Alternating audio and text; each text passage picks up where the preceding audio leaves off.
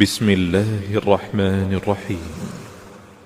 يا أيها المزمل قم الليل إلا قليلا نصفه أو انقص منه قليلا أو زد عليه ورتل القرآن ترتيلا إنا سنلقي عليك قولا ثقيلا إن ناشئة الليل هي أشد وطئا وأقوم قيلا إن لك في النهار سبحا طويلا واذكر اسم ربك وتبتل إليه تبتيلا رب المشرق والمغرب لا إله إلا هو فاتخذه وكيلا واصبر على ما يقولون واهجرهم هجرا جميلا.